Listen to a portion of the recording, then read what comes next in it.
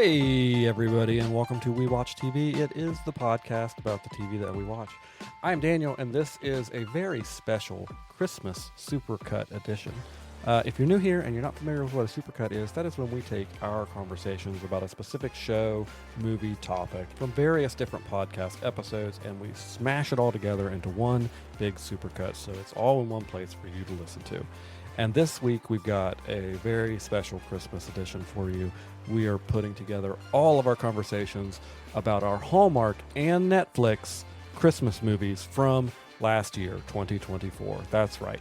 We talked about a bunch of Hallmarks and a bunch of Netflix Christmas movies like Hot Frosty last year, and they're all right here for you to listen to, getting ready for this season's fun Christmas conversations. We started our conversation last year in episode 88, Hot Frosty, where we talked about, obviously, Hot Frosty and also a couple Hallmark movies. All right, and now here we are, everybody's favorite time of year. It's Christmas time. We've watched some Christmas movies. I'm air quoting. I'm air quoting as sarcastically as I possibly can right now. Some movies about Christmas that we're going to talk about for 2024. Because somehow we were talking about One Tree Hill, which you brought up, not me, missed opportunity for you to lead in to the first Hallmark movie that we watched, because it starred the guy that played Clay on One Tree Hill, Fugue State Clay, from the later when he joined in season 7. Remember? Oh, I forgot all about it. You could say you were in the Fugue State. Yes, very much so. Clay was basically like the Lucas Payton replacement. That was season 7. Forgot about his kid. Yeah. So Clay was in a movie called, what is his name? I got to find out the actor's name now. Talk about the movie while I look that up. Oh, that would require me remembering the movie. It was called 'Twas the Date Before Christmas. Okay, so in this movie, in this film, in this made-for-TV Christmas Hallmark Spectacular. Robert Buckley, that's his name. Robert Buckley agrees to is it a Christmas Eve? Yes. Date with a woman because she just needs a date, but they're not dating. I love the fake dating trope. And it's so probably my favorite trope after Enemies to Lovers. They get together, they have like 5 seconds of like, okay, sure, yeah, well, fine. They share zero information about one another that would help them in this endeavor, because the idea being they're like, you don't just take somebody you met 5 minutes ago on a Christmas Eve date. So you would assume that if she's bringing this guy home to her family on Christmas Eve, like they've been together for a little bit, and right? That's what she tries to make her family Yeah, think. okay. And so but they Without share telling him. zero information with each other about like things that you would need to know in order to answer questions. I'm going to back you up about it. Why she, okay, so her, obviously, like her fiance or something like died. Dead fiance, take a drink. So she's really sad about that, and her family's like, you know what? The whole point of their Christmas Eve, they do the Christmas Eve Olympics. Oh gosh, I had really fugue stated that one out of my mind. The main thing of the movie, and they're like, well, we're not going to do the Olympics this year, and she's like, no, I don't want you to change the tradition for me. I want to do them. She's like, I have a boyfriend. It's fine. I'll bring my boyfriend. And his friends had matched him with somebody. He was like, yeah, what the heck? I'll go on a date on Christmas Eve. And then when they get to the house, she's like, this is my boyfriend. He's like, what? And he kind of rolls with it. They have a side conversation, and he agrees to stick around, and then they play the Christmas Olympics. Okay, but when he agrees, at no point do they go like, okay, here's my last name. Oh, and you find out the other plot, like her sister was a witch. No. Her sister. We'll talk about that next week. Her sister-in-law owns like a candle store, like a brick and mortar. Oh, yeah. And like he is like it's about community. Yeah, he doesn't have an online presence because his credit card got hacked once. We do find that out in the movie. That was weird. But like he's primed to be the CEO of his dad's company. I think his dad is dead too, right? Dead parent, drink. But like he's kind of like, not totally taking charge yet, and his company is wanting to buy that building for a good purpose, for low income housing. Yeah, they really tried to make him like they weren't like an evil since company. He has an ownership. Since the main character has an ownership stake in this company, Yeah. They're trying to make sure it's not like big evil corporation. Yeah. So it's like, we're going to tear this building down to make affordable housing. Yeah. But we still need you, small business, to get out. But they don't find out until like partway through the movie, and then she thinks he only agreed to the date to get to her because she's related to the person, blah, blah, blah. So that was like your little bit of conflict, and is she ready to date or not? Other than that, like kind of nonsensical storyline, I think this was a fun Hallmark movie. It was a good one to start with. Like it was the format of the Christmas Olympics was funny, and they never were like, I love you. Like it was basically like, hey, let's agree to go on a date. And then have your kiss at the end. It wasn't like we are in love from spending 5 hours together. At the end, they're like, oh, we'll see each other again. And even somebody's even like, well, we'll see you next Christmas. And he's even like, hold on, man, it's just been one date. And I liked the format of the Olympics. I thought that was some funny, silly shenanigans. I thought the two leads worked well together. I think he is, obviously I remember him Clay from One Tree Hill, but I think Robert Buckley, who's been doing a few Hallmark movies now, I think he's one of their better. I think they need to keep making him do the movies, like throwing money at him to do him. He is a slave to only dance for us for our Christmas enjoyment. Yeah, what you said yourself that it was you've fine. seen way worse. I've seen way worse. I have seen way worse. And you liked it that we had a big talk about this. You liked it that they weren't like, oh, I love you immediately. No, that was one of my favorite parts. It was like almost like suspicious. The kid that was like, see you next Christmas to him, and he was like they calm could down, totally man. do a sequel of this one and like see how things are going and have a second Christmas They Olympics. shouldn't, but they totally could, and I think they should. I felt like too, like when we were first watching the format, I was like, how are they gonna? It's gonna be like a day that they're spending together. I'm like, how are they? And they ended up not like making us think that it was this epic love story in one day. Like it was actually done very organically. Like she's like, oh, I think I'm ready to date again. So that's why I think we could have possibly a sequel. The aunt, was it her great aunt that was in charge of the Olympics? We had that whole joke the about intense like old lady, her like rideshare driver. Yeah, she's like, he's my rideshare driver, but like everybody knew it was her boyfriend, so there was that funny joke. Had a weird stepdad, which is always liked aprons. Weird stepdads are always an A+ in a he Christmas was like movie. a weird in a good way. Yeah, weird in a good way, but like you could tell he didn't like the Christmas Olympics either. He just kind of rolled with it. I married into this stuff, I want to do a Christmas Olympics. I don't. You don't think you could win do we rap not contest? I guess we don't. I guess the 5K rerun is on Thanksgiving, so I guess you want to go outside and like you want me to get a couple shot puts, and we'll go outside on Christmas Day and see who can toss. We did our gingerbread things last year. Our gingerbread houses. Whose house didn't fall down? Okay, yours house did end up falling down. Only because you crushed it. No, I didn't. My house did not fall down. Like, remember, I was talking about Will's house. It completely fell down. Your house was My house did not fall down. Gabby's somebody was the best house. Sabotaged it. Oh, please. See, this is why I think Christmas Olympics would be very good. What's better than yelling at each other on the holiday season? I'll tell you, hot snowmen. It's not a snowman. Oh, it is a snowman. I got a perfect transition, and she's like, "What are you talking about? It's not a snowman." No, it is. You know what I was thinking about? Santa, like hot Santa. I love Santa.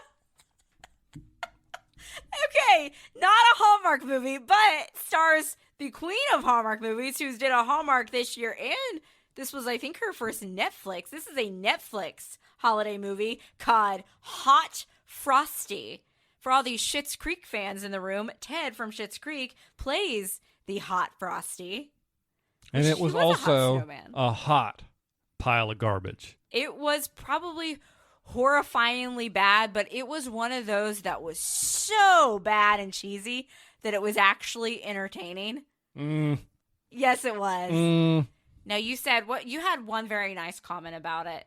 Please say what it was, or I will remind you what you said. Remind me what I said. You're Give like, me a little... I can tell the budget on these Netflix ones is way better because this looks way better than the Hallmark ones. It looks like a proper movie as opposed to a made for TV. The Netflix movies always look really good. That is the nicest thing I will say about it. I had high hopes for Hot Frosty because I was like, this is going to look really good. This is going to be awesome. And it was really bad. It also has that woman. She has been in like her own sitcoms on like, I think like ABC, maybe NBC. I don't know. All I know her is from Four Christmases, Mexican Dude. Oh, yeah. You have to say what it is. Oh, Ricardo Montalban. What I can't wear to CrossFit. Miniskirt. I'm not going to say the other one. Yes. Screensaver. all I ever think of her in. And she plays the doctor in town, kind of a wacky little doctor. Okay, so guys, basically, again, we have a dead husband. Dead husband, drink. Lacey Chabert's character named Kathy. So her house is falling apart. It really does kind of start off like a horror movie. There's like dampness on the steps from a leak. It's cold in her house, but she runs this diner. So she's been, she hasn't really opened herself up to love or anything. What better time than the holiday season? So she is, working at a diner. She goes to it's in this like creepy little town. I felt like the town was creepy. I'm just going to say it right there. It's a creepy little town. So she goes to like this thrift store, and this woman's like, here's this magical scarf. It's just like the one that my husband wore the night I met him. And she's like, okay. So then she's walking around, and I really want to know what had happened if she had put the scarf on like the regular looking snowman. Yeah. But instead she chooses the one with like chiseled abs. She puts it on him. She takes a picture of it. You see this little wink. And then he like comes to life. And then you see it's a pan out shot. It's a pan in This shot. is what you don't get on Hallmark. It's a pan in shot on the snowman turning from snowman to man naked with just the scarf to cover him up. I do have to ask a question. I've been making a man. Who made this snowman? I think that the people at the thrift shop did, because I think that half this town is snow people come to life. Because I just want to say, that's my theory. I just want to say that, like, from a structural standpoint, there's no way that you could actually make a snowman like that.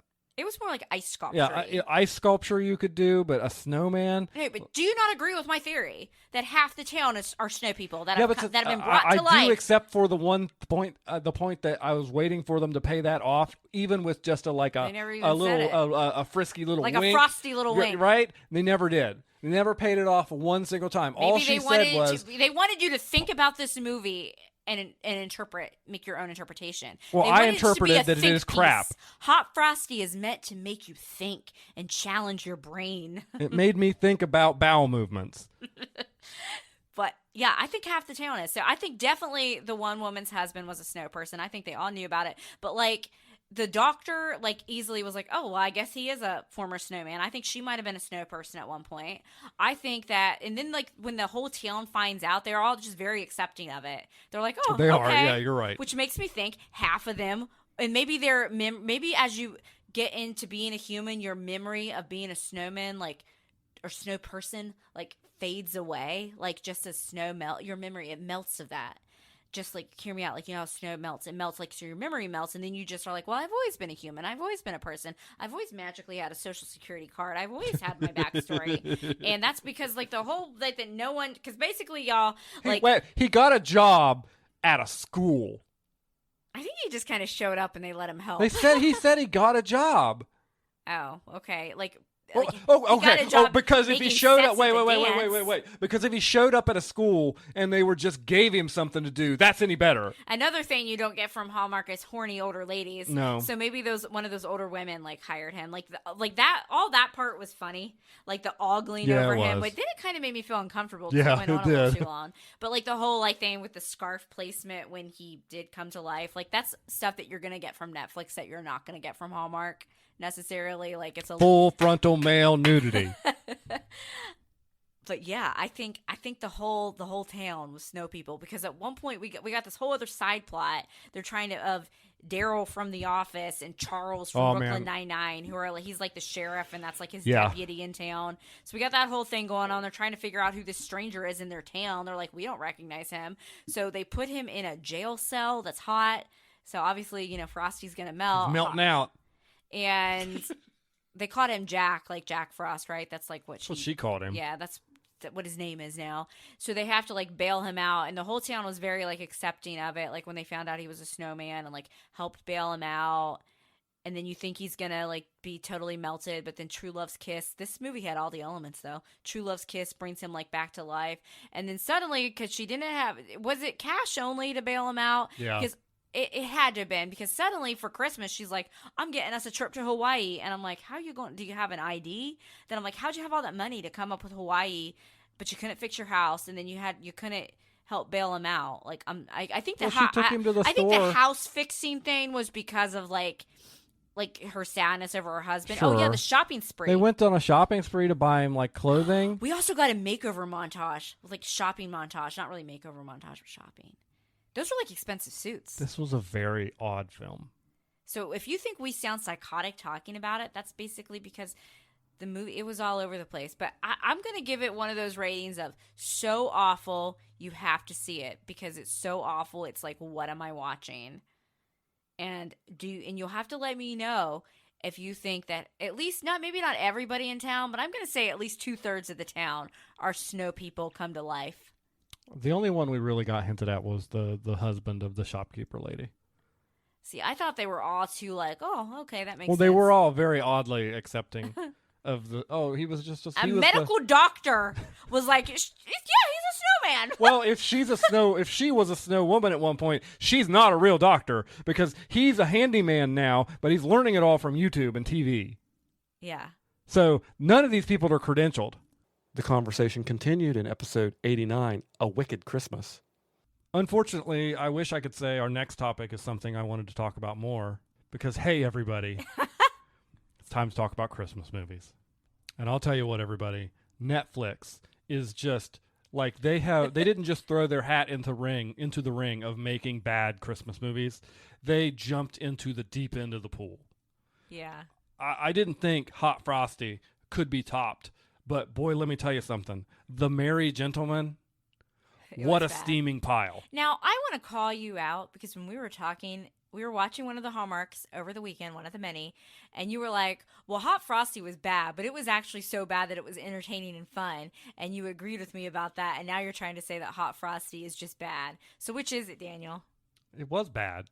But it wasn't good. But it wasn't bad in the way that this one was. Yeah. Hot Frosty was so bad. It was entertaining, and am I going to watch it every year? Probably. This one, I'm gonna agree with you that The Merry Gentleman was not good. The only good part about it was watching Chad Michael Murray's body as he danced. I find it interesting that his name was Luke, since he's best known for playing Lucas Scott on a little show called One Tree Hill. I feel like they were like, you know what, we're gonna just give this to millennial women, and hopefully Chad Michael Murray will be the selling point. And I have seen Chad Michael Murray in Hallmark movies before where he put more acting into the role, and I feel like he was just like, I'm here to look good. All and right. My name's Luke. Do we want to do this the way we normally do it with me poorly recapping? Sure, city boy. Oh man, you took it. I was going to say. So we start on a dance thing. I think it's supposed to be kind of like the Rockettes in Yes. New York City, in the big city. Britt Robertson's character is basically a Rockette. And we meet her, and she's a city girl, and but then she's fired from her job because she's too old. So she goes home to nondescript Midwest place, and her family there owns a bar. It's like a bar performing club or something. I'm not really sure. The Rhythm Room. And I think that's what she it's called. finds out, apparently has not been home in a really long time because over the course of the beginning of the movie, she finds that they're not doing well financially. And so she decides to hatch a plan to bring them out of this financial doom. And the very first idea she comes up with is men with their shirts off dancing in front of ladies. And the men, Luke in this case, and a couple other, who they're immediately on board. Well, Luke is like a handyman that moved to the city to be with his wife, who he's now divorced from because she left him, and he's been helping her parents out. Okay. Which her parent, Aunt Zelda, is her mom. Right, but no, none of the men. We got 4 or 5 men that end up dancing. There's like the bartender that works there. The bartender, Luke. There's her sister's husband, Uber driver, and her Uber driver, and then the old guy at the bar. Oh! Every single before you get there, every single one of these men, they're asked immediately. They're like, yeah, absolutely, I'll get on there. Like and no conflict, no at conflict all. whatsoever. Like, sure, I'll take my clothes off. Okay, talk about the old guy at the bar. Now, they don't get completely naked. They keep it PG. Okay, so the old guy at the bar is played by Maxwell Caulfield, who is in the iconic Better Than the OG, Fight Me, because it's the best, Grease 2. He is in Grease 2. He is Michael Carrington. I'm not a Grease fan at all, but I feel like you are you are in an extreme minority of people who say the second one is better than the first one. That stand Grease 2, and we think it's better. I want a cool rider. Could you talk for 5 hours about why Grease 2 is better than Grease? Yes, I'll write like a dissertation on it. So, anyways, the men do their dancing. The ladies of the town love it. They show up every night. It's unclear to me how many performances go on. Well, she's home at the beginning of December, so I think it's like Yeah. every night in December. But can we talk about how these are supposed to be like average small town men, and they all have like insanely amazing bodies? Like they all have like chiseled abs. Even like Maxwell Coffey, he's been working out for his age because I think he's like in his 60s now. Like that's not. I felt very, very body shamed as a man. That's not the men you'd see kicking around a small town for this production. I think they should have at least gotten one like dad bod. Just for a joke. Yeah. Not a chest hair insight. They should have had at least one dad bod type on the stage. But yeah, at one point we're like not even halfway through the movie, and I'm like, oh, that wasn't the conflict getting him to do the show. So I'm then like, the conflict is what's gonna just like happen? her old boss in New York calls her back, and the young replacement for her couldn't handle it. So she's going to go back to New York and do the show. Luke gets all upset. She decides not to. Yeah. She comes back in. They save the day. Yay. Because his wife left him and went back to the city and decided she didn't like the small town life. Now, can we talk about, so the city girl. How often did that annoy you? I mean, he said it every other line, it seems And you like. know, all I heard. I'm not sure he knew her name. I don't know her name. I don't remember her name. I know Britt Robertson played her. But you know, all I could think about the whole time with his delivery of City Girl. So on One Tree Hill, do you remember he would always call Brooke Pretty Girl? And he would say it with the same inflection. This is a shout out for all the Brucas fans, since I know we were hard on you the last time since we talked about Leighton. But Lucas Scott would always call Brooke, hey, pretty girl, from like season 1. Like, even I feel like when they were like broken up, he still, I think, called her that sometimes, which if I had been paying, I would have been like, really? But he always called her pretty girl, and every time he said city girl, that's all I heard in my head. And then I read an interview, right, with Chad Michael Murray after that. He asked for his character or something to be named Luke because he likes to do it as a wink to the fans. Because he knows that me, a One Tree Hill fan, even though I was a Nathan Galley, I wouldn't have said no to Lucas, like that I'm going to watch this trash pile of steaming garbage movie. And this y'all, it's not one that's so bad it's good and funny like Hot Frosty. It is truly bad. This was like a mid or low tier Hallmark movie. I would call it like worse than Hallmark Like the movies. conflict barely exists. The story was held together so tentatively. Like, and can we talk about her hair? Britt Robertson has short hair, and I don't know why they can't just let these leads have short hair. So they had wigs that looked like they went down to the local Party City and plopped a wig on her head. Like, you didn't notice that as much. It was dry, but once I pointed it out to you, you couldn't unsee it, right? How bad her hair looked. What just strikes me about this movie is like, I'm from a small town, and I can tell you right now, if the local rhythm room decided to just start having male dancers going around, there'd be people in town that have problems with it. Yeah, maybe they're not in like the Midwest or Appalachia. Yeah, maybe not. Maybe I don't know. Like it's they're less not in the Bible Belt. Area. I guess so. Yeah. But people would have a problem with it, and finding that, like, it's just so much of it depended on things that just made no sense whatsoever. And her parents just went right along with it too. So they're like, okay, whatever. Yeah. Oh, they didn't seem concerned. Her sister was played by the girl that plays Gia on Full House, which we had an argument about how popular she was. I don't think she's Sarah Michelle Gellar level popular, but she was in a lot of stuff in the 90s. She played Stephanie's best friend that was caught smoking in the bathroom on Full House. What else did she do? She dated James Franco for like a really long time. She was in that movie, Whatever It Takes. She played Joey's sister, the one that's like, Enda by you. On Friends. So she's had a lot of different little roles. I thought she looked pretty good. But Sarah Michelle Gellar level role? No, I was not thinking properly when I said that. All I right. apologize. I was wrong. That was incorrect. I wasn't going to call you out, but you brought it up. I was incorrect. I can't really think of anybody that would like compare. But she was like, sort of decently, maybe like she had bit parts in the 90s. Yes. That's nothing to remember. Well, she was the lead in Whatever It Takes. What's that? I just said Whatever It Takes. That movie with Shane West, James Franco. It's a very good movie and one of my favorite like teen movies. What did it take? Oh, I'm just gonna smack you. Okay.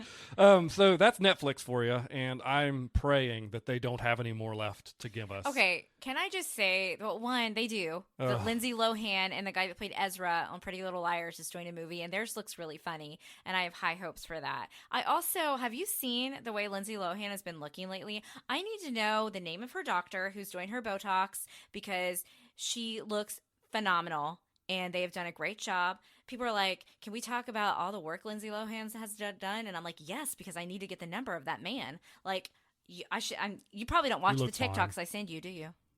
No. Okay. So just bravo for that. So we'll have to watch that one.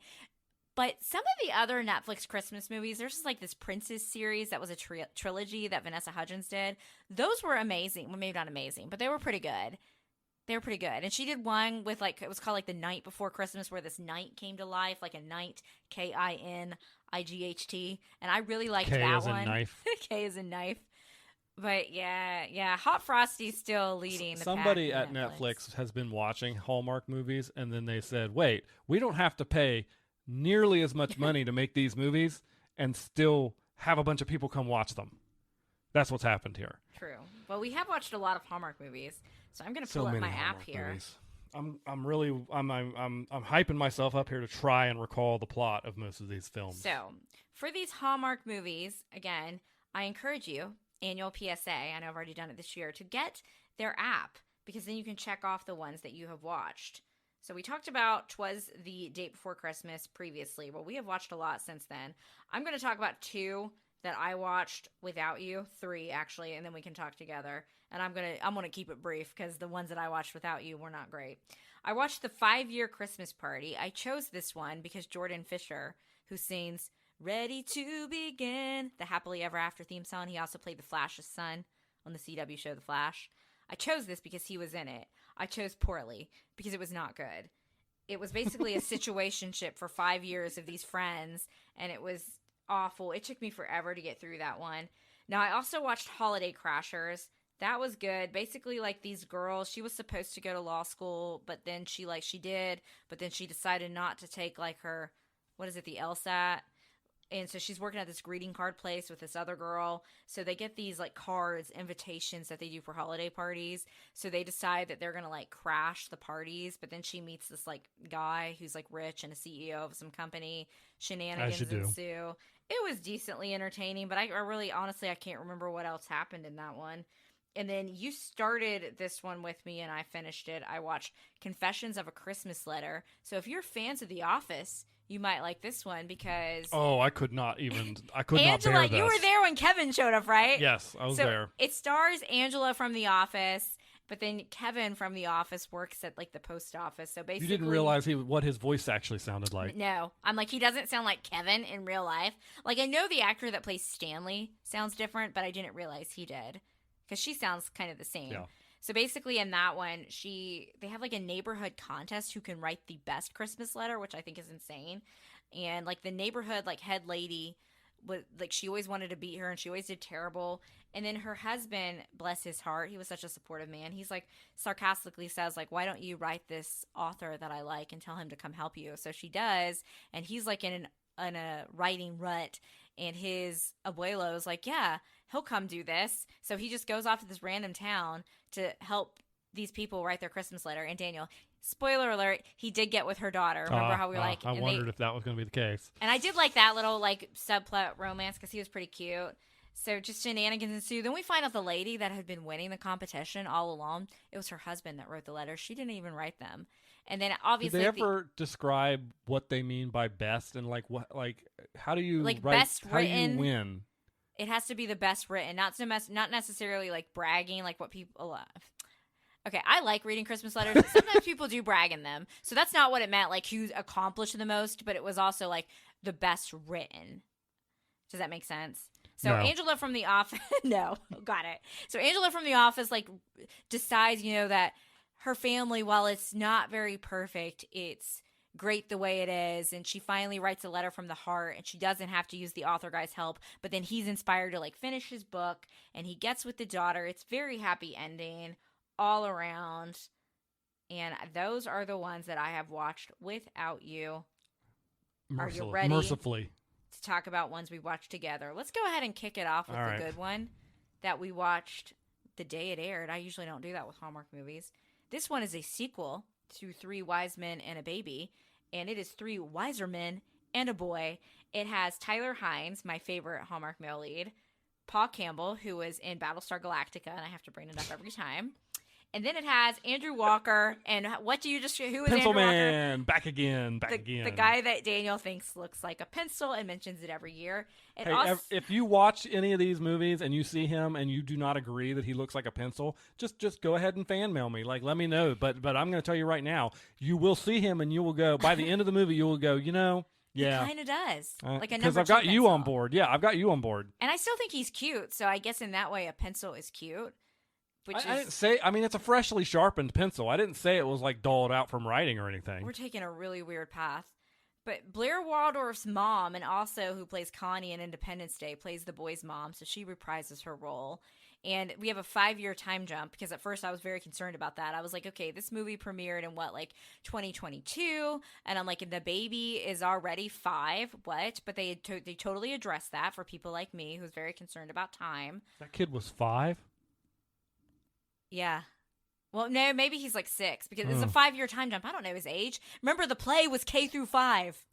All right, yeah. So Daniel, you take it off and you do the summary. I feel like it's pretty self-explanatory, but it's like the boy's mother goes off for a Christmas time conference somewhere, so she's out of town, and Pencil Man is in charge of helping out at the K through 5 Christmas pageant. Well, it's because the brothers, Tyler Hines' character Taylor, he's and there. Stefan, they knocked over all the sets. So they all knock over all the sets, and now they're in charge. And at the same time, the gamer boy brother is like Taylor. losing his job, losing his house. So he's like, oh, what am I going to do? I don't have anywhere and to he's live. the only one that's not with his girl from the first Yeah, one. he's not with his girl. She broke up with him, And clearly. It's never addressed. The Billy from Battlestar Galactica, Yes. he's having trouble with commitment, even though he's been with the woman for 5 years, but it's clear he's still a little nervous about taking that next step. So anyways, they all convince the gamer guy and convinces everybody that they're going to go move in with their mom for a week. For Christmas. And to help the kid out with the holiday pageant. And he also meets a female friend at the holiday pageant. Who's like him. Who's like a little bit more his speed, I'd say. And so, yeah, they help with the pageant. And what about the plot with the mom? Mom has a new boyfriend. A pastor I just want to say boy? Pastor Dave is all I want to say. That's all I think about. That's all I think about. Pastor Dave. We're not doing. What does she say? We're not doing presents. We're going to go around the room.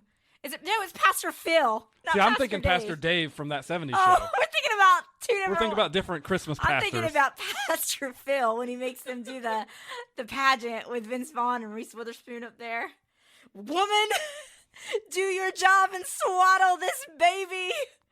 And so the guys don't like that either, and so they give him a hard time. But in the end, everything is okay. The pageant goes off as a a hit, as well of a pageant with that age of kids could go. And gamer guy gets together with the girl. Billy from Battlestar Galactica proposes to his girl, and then the mom that abandoned her kid in the first movie shows back up again after her Christmas pageant to be there for Christmas Day, and they're all happy. And they're all cool with Pastor Roy. Can I just say that Pastor Roy would have bugged me too, because he's a nice guy and their mom has found a nice guy, but he was really inserting himself a lot into traditions. He did bring in the Christmas tree. That would have made me mad. It would have made me mad if somebody came over and hauled our Christmas tree out of the basement to put it up. He didn't even ask them. He just surprised But he didn't ask, yeah. People are peculiar about their traditions. It was almost like he was very much a try-hard, and he would just always show up, and I know he's being helpful. My favorite brother is still Taylor, the grumpy gamer one. I do wish they would have at least addressed what happened to his, woman from the first one. I don't even remember her, so. She had the curly hair, the blonde curly hair. You could just keep on going. You could draw a picture, and I wouldn't remember. It was such a memorable movie, though.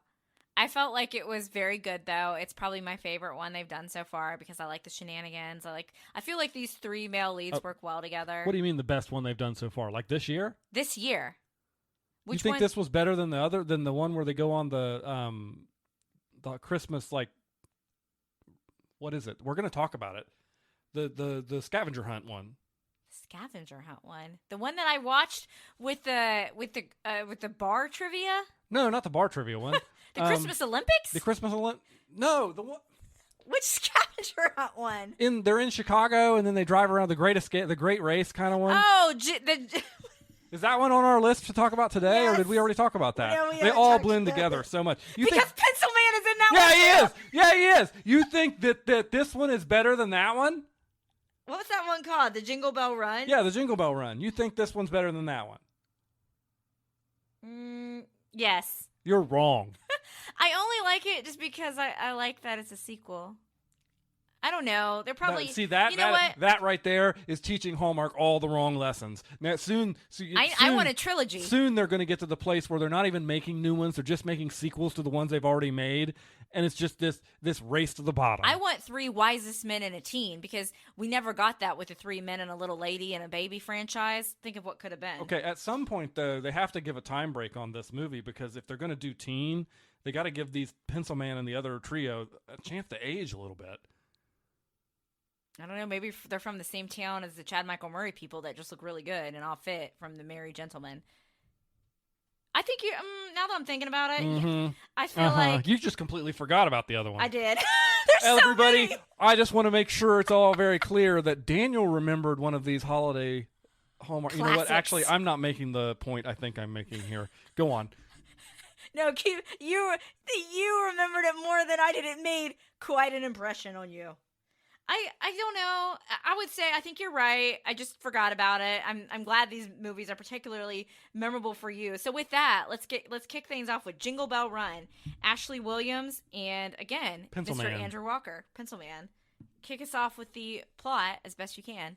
Ashley Williams is a teacher. Yeah, she's a teacher. She really likes crossword puzzles. really likes crossword puzzles. But she never travels anywhere. She never goes anywhere or does anything. She likes history. Dead husband, dead fiance. I don't think they mentioned that. Okay, at all. she's I don't single, remember. so shocker. Her sister enters her in a contest, and she wins. So she's going on a Christmas scavenger hunt around the country, kind of like a greatest. It's like the Amazing Race. Amazing Race. That's what I was trying to think of. And you and I were disappointed because we were hoping that they would do like a Jingle Bell Run, like a marathon, which you can pitch your idea for that movie later. So go on. Oh, yeah, you're right. I would be a great writer of these movies, which is not the brag I'm thinking it is. So she goes to the gym for like 3 days before this thing starts to try and get in shape. She meets Andrew Walker's character there. They don't like each other. And then He's a hockey player. He's a Like hockey player, retired. player. They get to the race start day, and they throw all the contestants through a loop that it's actually going to be teams this year. What are They're the randomly odds? matched, and guess what? What? They get matched up as a team, and then they go on, they get their clues, and they go do their thing, and they start to like each other. But then the producers of the show from The Bachelor show up and be like, hey, we need you, Pencil Man, to boo this teacher Say up I'm falling in love with you. because we need some drama. We need to juice the drama on this show. And so it's unclear to me if he really participates. He never overtly does it, in my opinion. I think he was already starting to like her at that point, but he's also trying to revive his career. So he was like, but Yeah. I don't think he really does it. I think he's basically like he actually is falling for her. Yeah. Because at one point, like he does tell the producer that he's not going to say what they wanted him to say. So that gets to But the end of it. She heard the wrong part of the conversation. She Assumed hears the worst. wrong part of the conversation. That's the drama at the end. They resolve it by having a conversation and communicating with each other, like every single one of these movies ends. And then they end up winning the race. And instead of taking all the money for themselves, they donate it all back to the other, Well, they took 3 some of the other- money, but then It's they only gave. $1 million, and after tax, they're only getting like $500K. They really like Mean Girls at the end where Katie Heron splits a tiara. yeah, That's yeah, kinda yeah. What they did. To some of the other contestants, and that is that. I think like what ends up happening is she wants to do something with like books at school. I don't remember, or math. Yeah. I don't know, something with her school. Books at school. He wants to start a developmental hockey hockey league, which league, is yeah, like so he can I'm like coach. in Chicago. Are you telling me there's not already 50 developmental hockey leagues in But Chicago? maybe his wants to reach like low income kids. I don't know. And then like the other contestants that were paired together, the chef, was he a chef? They both they both are wanna- chefs yeah, because and they they- ended up wanting to start a restaurant together. And they got together. Yeah. And then the other, this is the one woman that was like a mother figure, and then the girl that wanted to be, what did she want to be? Like a playwright or something? Yeah. But she couldn't say barista. What did she call it? Barista. A barista? Yeah. And you and I were like, honey. Mm. But that mom, her daughter died. Yeah, and she dead daughter. Drink. And that's why they were like, and so they did like a scholarship. They set up a scholarship in the daughter's name because that's what they were going to do. Right. So they all kind of split the money. But you're right. That one, if I had to think about it, that one was more entertaining than Three Wiser Men and a Boy. I just think I was so excited for that sequel. So it's still going to rank higher for me. I mean, it had its holes. You're all over the place with these movies, though, because you were insistent that 'Twas the Day Before Christmas was the best Hallmark one, and now you're saying the Jingle Bell Run is. What's one's that? 'Twas the Day Before Christmas is the one we talked about with Clay from One Tree Hill. Oh, see, as soon as we talk about them on the podcast, I just purge them. That from was the my one mind. with the Christmas Olympics. I just get rid of them. You were like adamant that that was the best Hallmark Well, one. it's not so anymore. far. Now it was then. No, I asked you on Sunday which one, and then you were like, actually, I think Hot Frosty's the best out of all of them. And I'm like, Daniel, I think you're just messing with me. That's what you're doing. You are messing with me. I can't believe this. Please. What's next? Let's see here. What is next? I'm looking all through the little are we list right done? now. That would be a blessing. Okay, Trivia at St. Nick's. That's the one we watched this weekend where they are like, well, he's like a football coach. She's like an astronomy professor, and they all compete in this like Christmas trivia competition. She doesn't like that the school allocates money to the football team. He doesn't do buffet etiquette right, correct? That's correct, yes. So That they is kind of his number one argue sin. they have to win this And I want trophy. to just sit here and suggest to everybody that her suggestion of buffet etiquette is correct.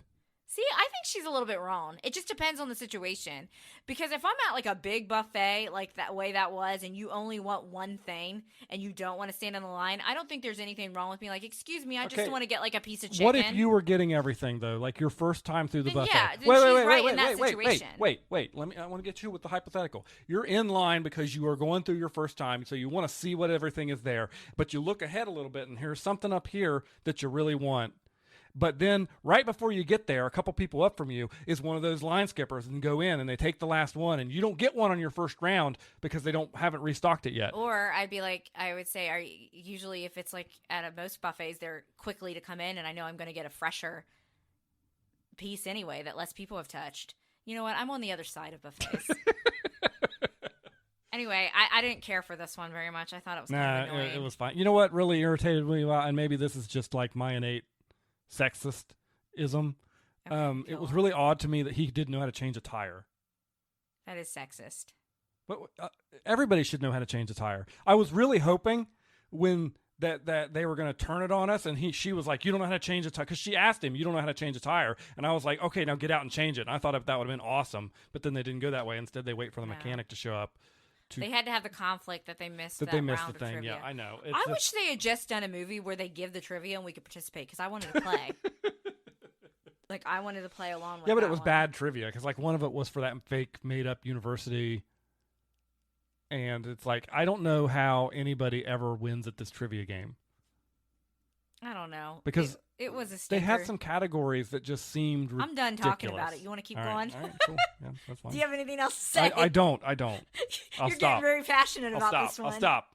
All right. Now, I watched most of this, and then you joined in at the end. This Santa Tell Me, that's the...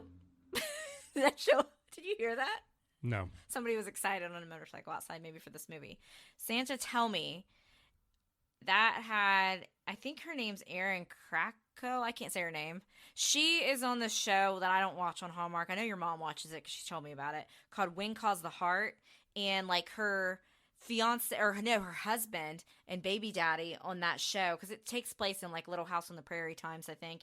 Like, he was like what are the Canadian people called? Like Mounties?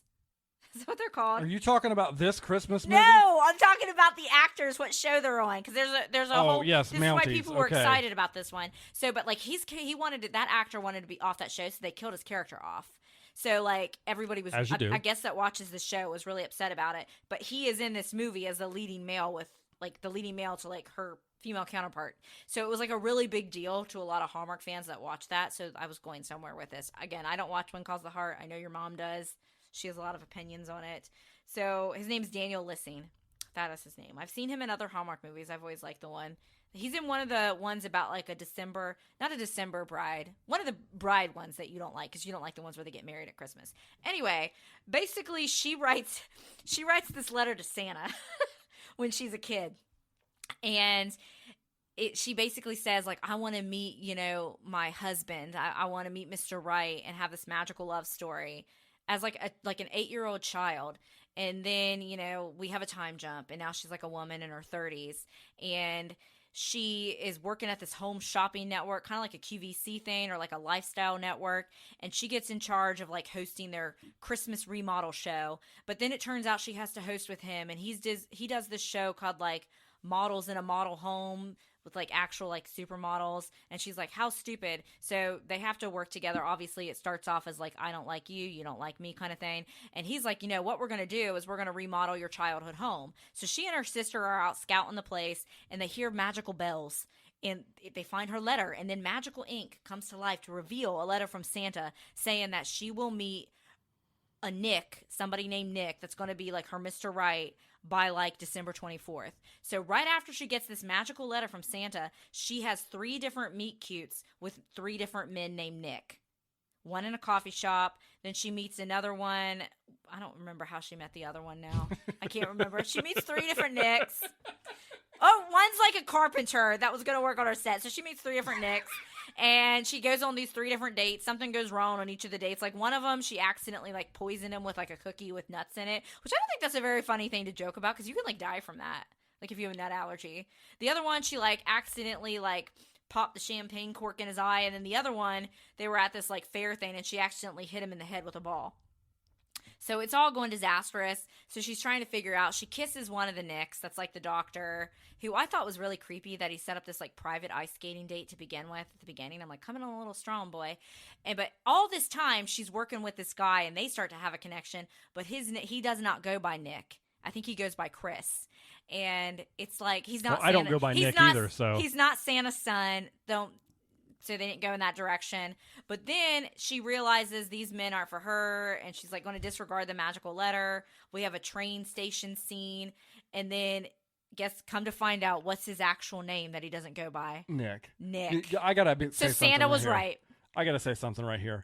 I hate how Hallmark pilled my brain has become, that as soon as we find out his name is Chris, both of us are like instantaneously are like, maybe he's Santa's son. Well, they've done a movie about that on Hallmark, where she dated Santa's son. Such a broken man that's where my mind goes when I hear this stuff in these movies. I will say I did really like this one. It was that classic Hallmark formula. And I know that they've deviated, and I've enjoyed some of the different, they found they're almost close to finding a second plot. This is kind of more the traditional one. I did really like this one. I thought it was funny, and that the acting was good in it. You only watched like the tail end of it. What did you think? Boring. All right. And then another one that we watched together. Yeah, I think so. Lord. Oh, I can't believe I forgot about this one. This is the last one we have to talk about. Okay. This was the one with the ants from Sabrina the Teenage Witch. Holiday Mismatch. It had Beth Broderick and Caroline Ray in it. They played Melissa Joan Hart, Sabrina, like from the 90s. Oh, yeah. Her aunts. So we have there is a romance plot. Basically, it's like, here, you go. You're much better at the plots than I am. So take us away, Daniel. Go back in time. Remember this movie. All right. There's these 2 old ladies. They look good for their age. One of them runs the Christmas committee festivities in town. The other one just retired from her high-paying CEO's she's like accounting a lawyer job. or something, right? She was an accountant. Oh, an accountant. And she got volunteered to help with the Christmas committee. They clash because they're 2 different styles of people, laid back versus uptight. B-plot. They were basically their characters from Sabrina. Because Hilda was always like the laid back one, and Zelda was uptight. B-plot, they're also trying to get their kids hooked up. Not with each other, but in general. And their kids are the opposite personalities of them. They are. And so they get on apps and fake to be their kids and end up setting their own kids up with each other's kids. And then they're like, oh, and then they actually start liking each other, so they want to break them up. But then the kids realize that they're trying to break them up, so they try to get to date harder. And so it's we know they know, we know situation. I don't think the kids knew that they were actively trying to break them up, though. I think they were trying to stay together. They were fake dating to get their parents off their backs. And the parents, when they found out that it was each other's kid, worked together to break them up, but that brought everybody closer together in the end. Mom started getting close. And then they all lived happily ever after. And then there was a little bit of a conflict with the kids at one point, but then everything was good. I loved it because I like seeing those actresses on screen together. It's like a comfort for me because I always liked Sabrina the Teenage Witch. And like they basically did like play themselves. And they made a Sabrina reference at the end. She's like, "What are you, a witch or something?" And I'm like, "Oh, that was for us. That was for all the elder millennials that love Sabrina the Teenage Witch from the old TGIF days." What did you think? You always say that you want a Hallmark movie to be different and off script. So what did you think? Because this was different. Yeah, I wish it would have been different, but not like this. This movie would have been better if the A plot was the son and the daughter getting together, and the moms were the B plots. Really? Yeah. See, that would have been just more of a normal Hallmark movie. I guess you're really starting to become a fan. Now, you told me while we were watching this that you used to think that Aunt Zelda was hot in the 90s. Do you think she's aged well? Absolutely. Because she was also the mom in, let's circle back, in the Merry Gentleman movie. You realize that, right? That she played... Oh, yeah. She's still hot. No notes. On that note, I feel like that's all we've watched so far. It's been a lot, though. That's it? That's all? We just talked about like 6 movies. That's it? Yeah, we're on top of our game this year. There's still several to go, though. I always have my goal to finish all of them, and I never do. Maybe this year I will actually achieve that. And we wrapped up our conversation about the various Hallmark and Netflix Christmas movies in episode 90, Another Christmas in the Trenches. We got to talk about some Christmas stuff. We did do some fun things. Once our power came back on, we went back out into the cold, but for fun purposes, to go see the Christmas lights, do a little Christmas fun. You see, everybody, what was fun about that was that I spent the entire day at home in the cold. The heat comes on, and I get about 45 minutes of heat, and then I've got to go outside to a walking Christmas light thing for a couple hours.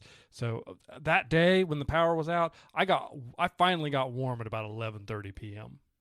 But you did have fun at the Christmas lights. Yes, cold fun. Cold fun. But it's like our own little Hallmark movie. It's a Hallmark adjacent, sure. It's small town America is not exactly what a Hallmark depicts. But the park all lit up with the lights. Yes, it looks very nice. Hallmark-esque. It's very fun. So speaking of Christmas is, right? It's very soon. Yeah. Are you excited? Yes. Sound more joyful. Okay. Joyful. Well, do you want to get into some of the Christmas movies that we have been watching during our hiatus? I will attempt to recall them because I feel like it's been forever. The Hallmarks this year fell off a cliff, it feels like. Well, let's talk about Netflix first. Okay. Well, So we had another Netflix Christmas movie that we watched starring Lindsay Lohan and the guy that plays Ezra on Pretty Little Liars. I don't know what his name is. I think it's like Ian Harding, I want to say. And that movie was called Our Little Secrets. So, Daniel, do you want to kick us off with the plot of that one? I think I can. So, guy and girl being Lindsay Lohan's character, like, very good, are high school sweethearts. I was unclear of their relationship. I feel like they were childhood friends that grew into love. So, like, high school, young sweethearts. But then her mom died, so she got really depressed. Dead mom drink. And then she wanted to take a job opportunity and move away from town and try to deal with the grief that way. He was not I did not like him from the get-go. No. Because he got really drunk and was really unsupportive and was like, you need to stay who's here doing the recap and blah, here? blah, blah. Well, you weren't doing a very good job at it. So anyway, I I just asked so their relationship ends on a sour note when she decides to leave to go abroad. Oh, and he asked her to marry her. And he asked her to marry her to get her to stay in front of everybody, to get her to stay, and she at her party, at her going away party, and she's like, nah, and so she leaves, and then 10 years go by, and so then we meet them each individually on their own with new partners and new jobs. New jobs. She's back in America apparently.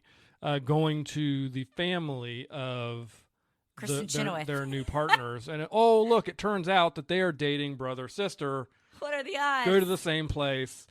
They make a pact to just pretend like they've never Bad idea. met before, and of course it goes all wrong, and they end up together at the end. You glazed over where I said Kristen Chenoweth was the mother of the kids that they are dating. Yeah, I don't do casting in my recaps. The original Glinda from Wicked. Still on my Wicked kick. Who's surprised? Well, it was really funny because they referenced how young Kristen Chenoweth looks like throughout the movie. That was a funny scene. I don't remember that at all. You are a piece of work right now. You're acting like so tired, and you've had how much caffeine today? I would rather not say. I would rather not disclose that You had information. a pot of coffee, 2 cups of iced coffee. I and believe 2 I've had cans over of 500 Coke milligrams of Zero. coffee today so far.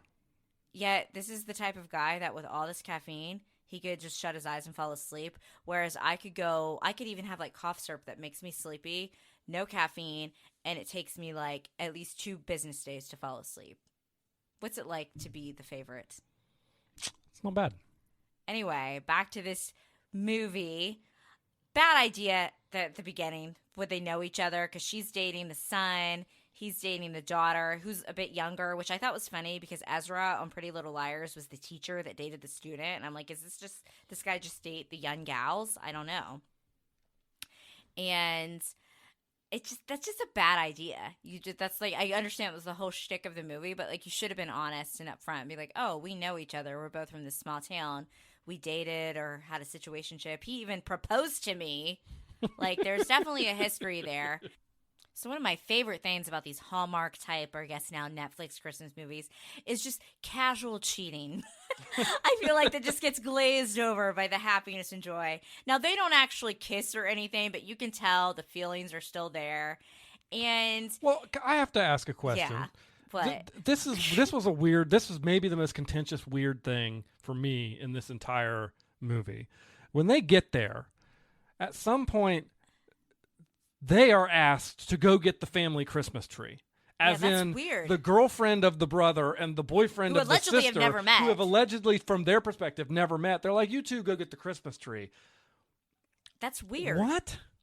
And you can tell the mom, like she was definitely like she has, her son, a mama's boy. So she's like really hard on Lindsay Lohan's character. Yeah. But she loves, I'm just going to call him Ezra because I don't know what his name is in the movie. She just loves Ezra.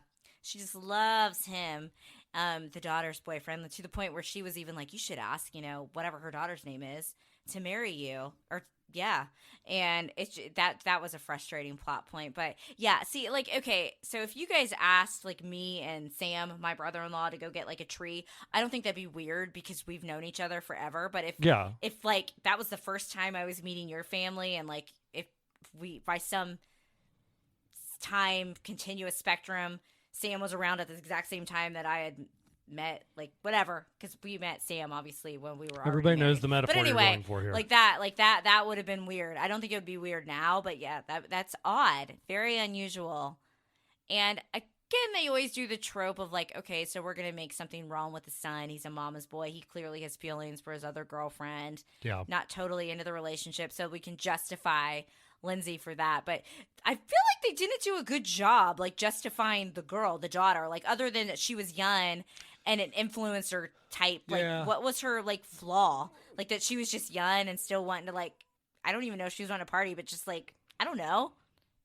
Like it was that, what was her flaw? They didn't try. They didn't even try to do anything. And they just really glazed her. We didn't really get to see that breakup. No, like we didn't get to see any resolution of that from a breakup or what she was doing afterwards. So it was just like, Then we're we have just the gonna whole side forget plot about with the that. parents Yeah. are cheating.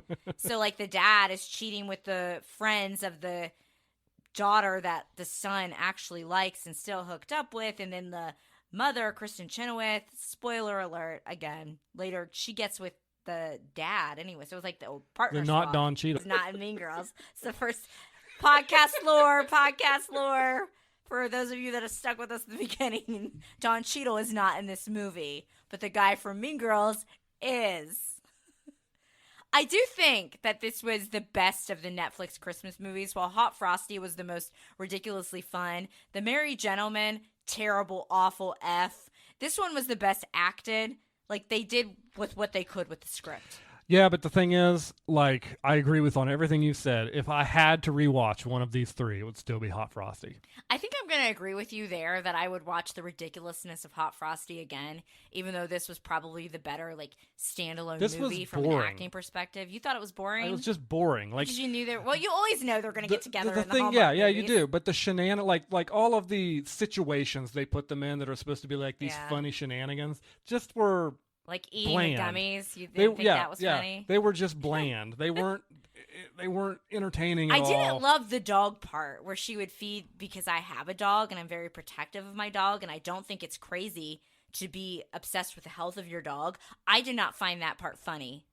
With like yeah, the whole that was cookies weird. and inducing vomiting. I think maybe the funniest one was her being high at church. Yeah, that was But probably that was the funniest like- one. Eh.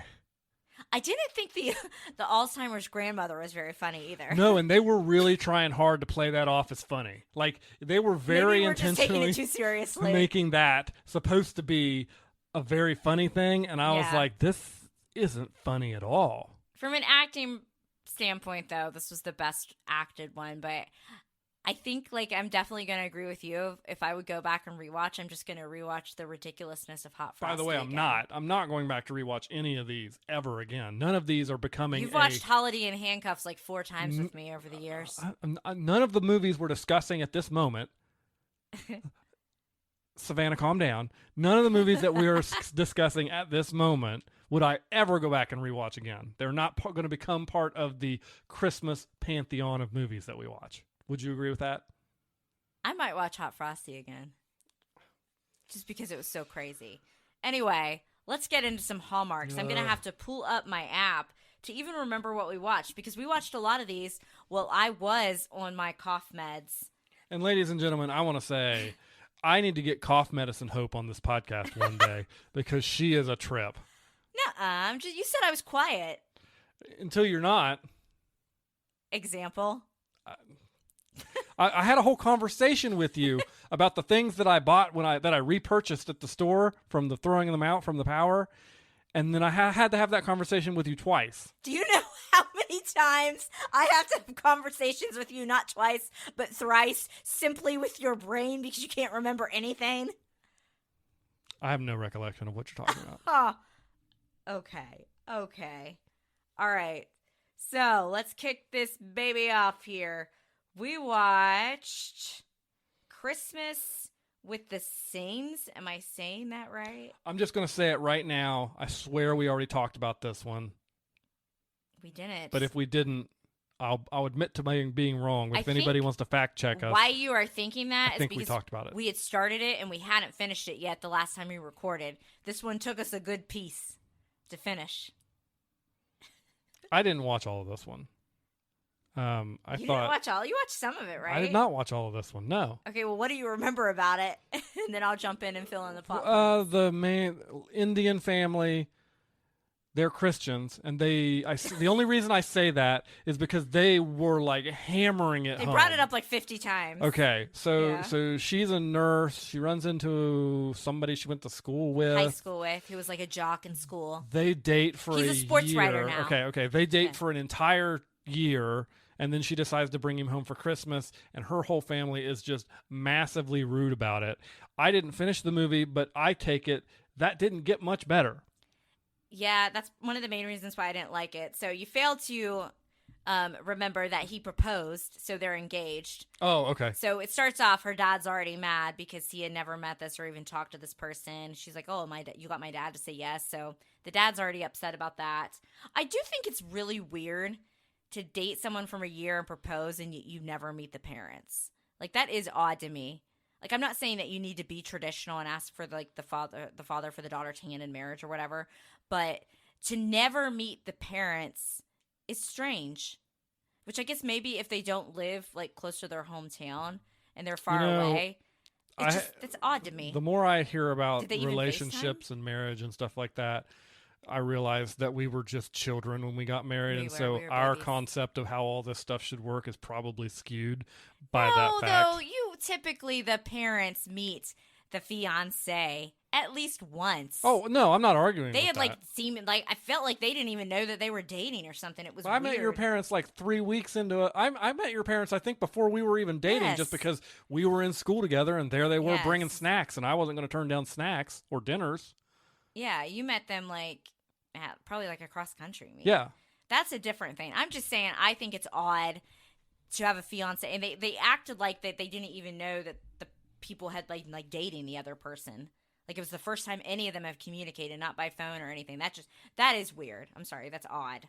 And if like my child came home, you know, my grown child came home and was like, oh, well, not only have I been dating someone for a year, but I have a fiance and I had never heard about this, I'd be a little weird about it too. I don't think I would be awful like her family is. So her family is just right off the bat terrible. And they have all of these traditions. And this might be triggering for some people. I see on TikTok that a lot of people have like problems with their in-laws, like adapting to traditions and everything. That's what basically this movie was about. And like her family didn't want to change like anything. And then she was getting irritated with him. His family was more go with the flow, but then they do kind of get irritated at one point. Like, okay, we always do this, like the mom always does this Christmas play, like. Mm-hmm. So there was these like arguments. I was half asleep throughout a lot of it. Did his parents get back together in the end? They definitely indicated that they were going on a date at the end. Yeah, his parents are divorced. Other plot point. And they totally did indicate that they were going to get back together at the end, which you said you didn't want that to happen. No. Because it's unrealistic. Correct. So finally, at the very end, her parents come around and they blend the traditions. And then they all have a really, I guess, Merry Christmas. But it was just contentious for no reason. Like, they were messing with him at dinner. Like, they gave him extra hot Indian food. To just, granted, he was eating it on purpose, and he was trying, like, super hard He was trying hard basically the whole time. And then, I think he was trying a little too hard at times. Like, they warned him it was... Her dad was scary. Well... I don't know. It was just... This one was, you know, F-, minus F, whatever. The lowest grade I could give this one. So, moving on through this list, we also have a 90s Christmas. Care to catch us up with that one? Time travel? Yes. This one was like... I did not like this. No. It's not even it's not even a quality situation. I did not like the resolution of this story. Well, first give us the plot. So the lady lives in big city, Chicago. Has put off her family because she is big high powered lawyer. I think she just like a divorce lawyer. She just made partner. Yeah. And she ends up meeting her old boyfriend from high school in a diner, a situationship. I'm sorry, excuse me. Is that the new fad of 2024? Yes. Situationship? Yes. And so she meets him and then leaves and gets into a cab, which isn't a cab. It's actually a time travel machine. I think the person who's driving her in this thing that time travels her and heckles her throughout the film is a Ghost of Christmas Past gone rogue. Yeah. You know how in the movie from a few years ago with Carl Winslow's character in it, we learned there are multiple ghosts of Christmas present, past, and future, and multiple people have been Scrooged. Correct. So I think this is an individual Ghost of Christmas Past that has broken off and formed her own splinter cell. Okay. And she took her back in time. We need the TVA to get her out of there. To the 90s, in her 90s body, and took her to a very formative, the first Christmas after her dad passed away. Yes. Which was dead parent drink, and very close to when she made decisions about like what she was going to do with her future, blah blah blah blah blah. She was out of high school already. She had taken a year off, and like he was getting ready to he wanted to go to acting school or something. So in the future, he was married and divorced. Correct. To a girl that we also randomly meet in the past. What gets me about this one is she lives through all this time. She tries to change things, then doesn't change things, then tries to change things, and then somehow ends up, she just gets to relive it all again. Yes. She's not transported back to the future. Yes. She just actually lives for that 20 years again and gets timeline. a do-over. Yeah, that was what bothered me. So she has the letter that she made partner with that's still like she can still see it when she's back in the 90s. And anytime she changes something in the timeline, bits of the letter disappear. And she's like, okay, to keep this letter intact, I can't change anything. But then she realizes, like, no, I want to change things. And this is what the problem that we both had with this. Scrooge doesn't get a redo. He doesn't hook up with his boo from long ago. We don't see that woman. He has to live with the consequences of his actions. Yes. But he has given the opportunity to change himself going for forward. The future. And that's a good story. This, she basically got, like you said, a redo, a second chance. So I would have been more at peace with this if she said, okay, fine, and she goes back to Chicago. When I'm back in Chicago. Okay, anyway. That's the way my brain works. Sorry. So she is back in Chicago, back in the future, and she reaches back out to her old situationship. And she decides at that point that she wants to change. She wants to reconnect with her family. She wants to go home with Christmas. Yeah. She wants to spend more time. That would have been satisfying. But basically, we are led to believe that if she hadn't changed the timeline, that her sister would be single and unhappy and not living probably like her truth. And that her mother would still be, like, depressed. Like, basically, we are led to believe that, like, it's, like, if she didn't make these choices, he would have never gone to acting school. Like, all these people's lives were, like, her fault. Like, so that was really weird, a weird flex. I did like it that they didn't go over the top with 90s references. Like, they didn't beat you over the head with it. Like, you could tell, like, the clothing was a little bit different. But that could have been for budgeting purposes. However, they did make the Friends reference. Like, what was her nickname? He called her Lobster all the time. Oh, Lobster, yeah. We nailed that one. We very nailed that early immediately. And then he brought up, like, how, like, getting ready to watch Friends or something. And we're like, oh, they're going to be like, he's her lobster. Which you and I do that reference for each other. You are my lobster. She had all this foreknowledge of the future. Do you think she used it in any way for good or for evil? I don't think so. So she didn't warn anybody about 9/11? You got really dark. Very Just say she didn't buy any Bitcoin, didn't buy any stocks, like, because she even told her friend to buy Apple stock. She did do that? Yeah. I don't do the claws again for the lobster. You admit it. We do. We have that reference for each other. We do, yes, and that's why, like, when he first said that, I immediately thought that's where he was going because he said it and then he just played it off like it was nothing. She basically wakes up and she's married to him. They have kids. I'm like, do you remember having these babies? Like, it was stupid. Dumb. It was dumb. Did not like it. Next. F. Get ready for Holiday Touchdown, a Chiefs love story. Kick us off, Daniel. I hate this so much. I hate it. I mean, what else? What is there to say? There's a magic toboggan hat. There's the Chiefs. There's a contest.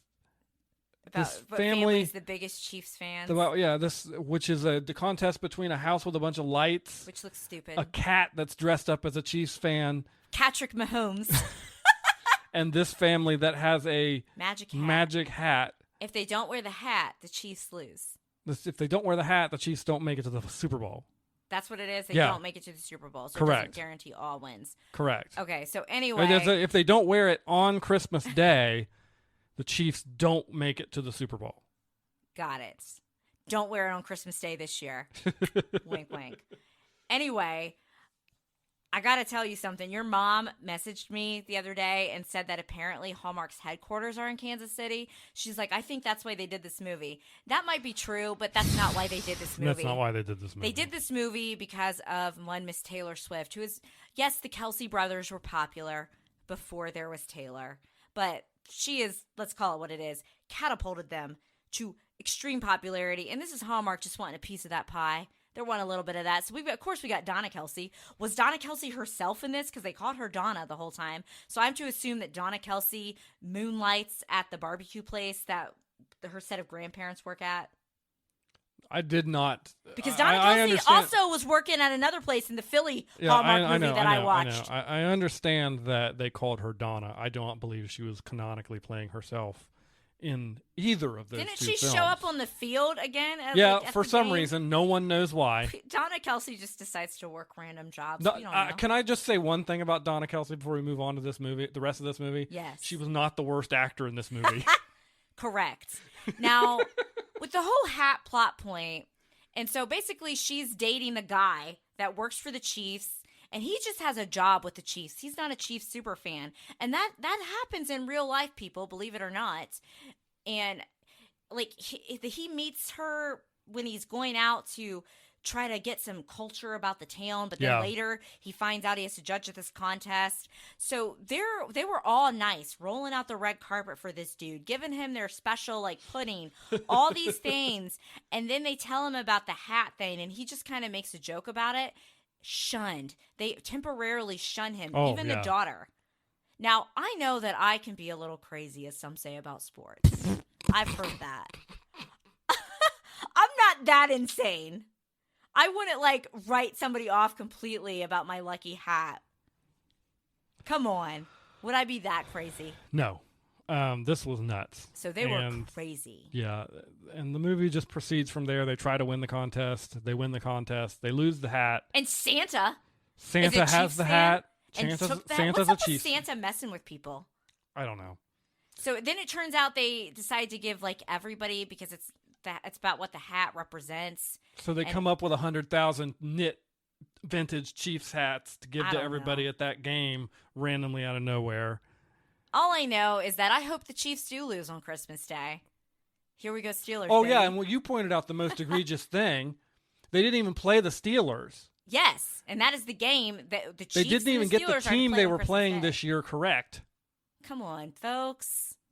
I don't know what they're trying to do. Do you remember at the beginning of the year when I was like, until the Chiefs personally impact me, I don't care. They're about to personally impact me, even though we already clinched a playoff spot. And the NFL hates the Steelers because of our brutal stretch of schedule. Come on, folks. I could rant about that all day. But I don't have a lucky hat. Maybe get me a lucky hat to wear.